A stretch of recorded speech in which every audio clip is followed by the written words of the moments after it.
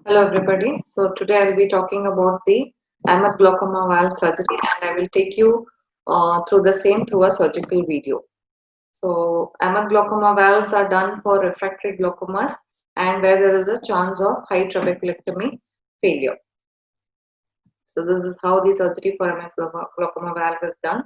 First, you need to put a traction suture to expose the area of interest. So in this case, I have chosen the supratemporal quadrant. And you need to have a good peritomy. Peritomy is done using the Hoskins forceps and the Westcott's conjunctival scissors. And you need to have a large peritomy. And also you need to do a good tenonectomy if required so that there is no hindrance to the plate placement into the conjunctival pocket which we are creating. You need to have side cuts on the conjunctiva for adequate the plate coverage and placement of the valve. So you need to do a bipolar cautery and achieve hemostasis so that uh, the blood does not hinder the surgical process. Now, once that is done, you need to make sure that the tenons is cleared off completely. And this is a very critical step. I'm sorry for the offset video, but you can see that once the saline is injected into the tube, you can see that the water flows out to the other end of the valve. So this is called as the priming of the valve. Once you have ensured that the valve is primed, now you can put the valve onto the pocket and then you measure about 9 millimeters from the limbus using a vernier caliper and the valve is fixed onto the sclera at about 8 to 9 millimeters from the limbus. So there are eyelets on the valve through which the sutures can be placed and you can use a 10-0 nylon suture. Only thing here is you may require many throws for the valve to be snugly fit onto the sclera.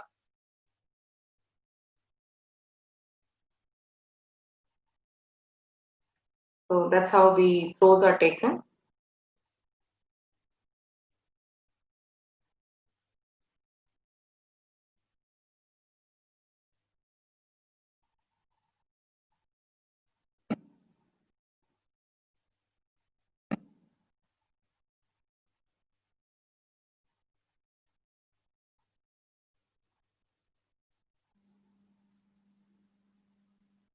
And the extra length of the suture can be cut using any sharp instrument. The other side also you have to measure about 8 to 9 millimeters away from the limbus, mark it on the sclera, and at that particular point you can take a suture bite, pass it through the eyelet, and fix the plate snugly onto the sclera.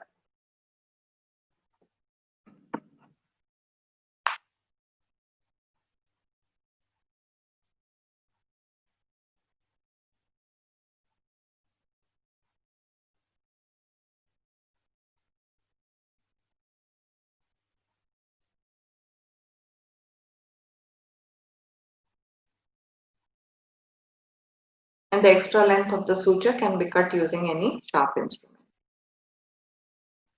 Now the next step is the placement of the tube into the anterior chamber. So you need to measure about 2 to 3 millimeters of the tube away from the limbus. So that much of the length of the tube goes inside.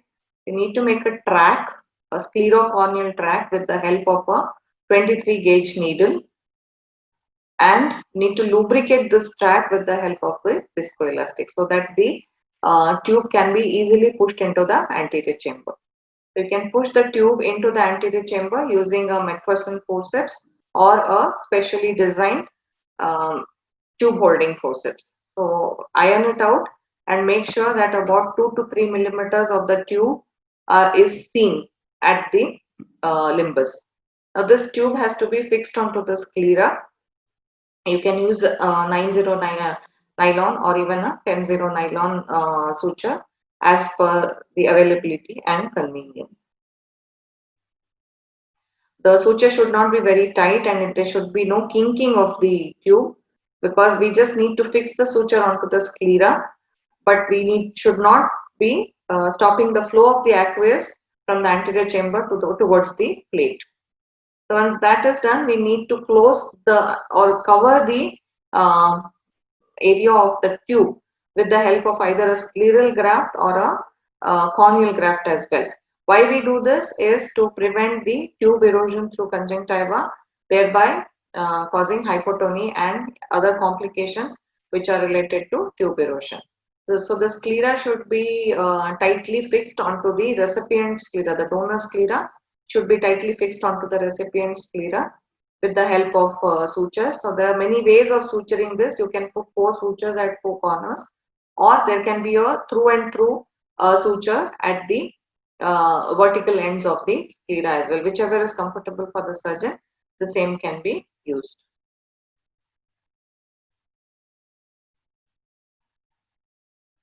So that's how the sclera is fixed.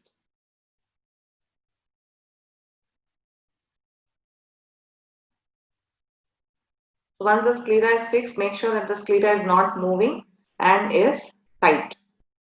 The next step is to suture the conjunctiva, that is the conjunctival closure. Now we did a bigger peritomy, so there is a very high chance that the conjunctiva will retract into the socket. So there should be a copious saline irrigation to make sure that the conjunctiva is loosened up and brought anteriorly, and it is anchored onto the episcleral tissue beyond the scleral graft. So you need copious saline irrigation. If you can see the amount of saline which is going there, that is going to loosen up the sclera. So this is a very critical step so that you don't have conjunctival tears or buttonholing, and to avoid any damage to the conjunctival tissue.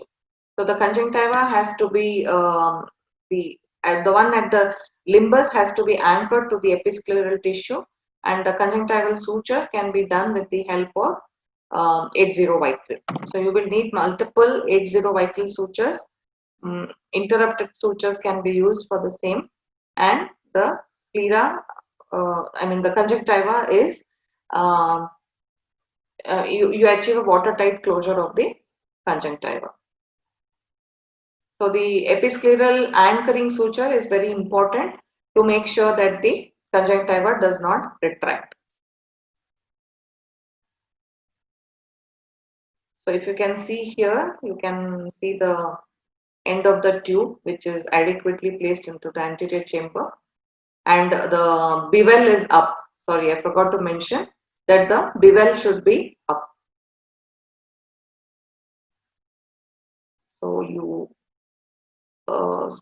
you achieve a watertight closure of the conjunctiva and make sure all the loose ends of the conjunctiva are sutured well.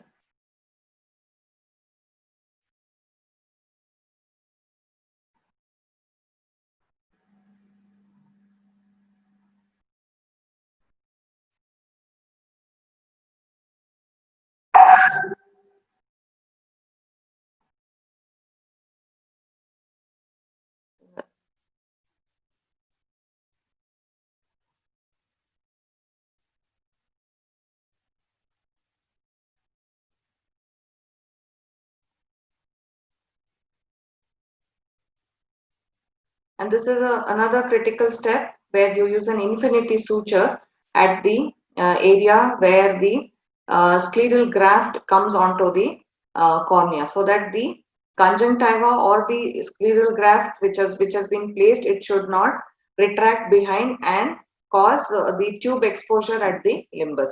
So we can put an infinity suture there to make sure that the conjunctiva does not retract back. At the end of the surgery, you can put intracameral Vigamox if required, but most often this is a single stab incision surgery, and not a very complicated surgery. So it is a single stab incision surgery. But however, if the protocol says that there has to be an intracameral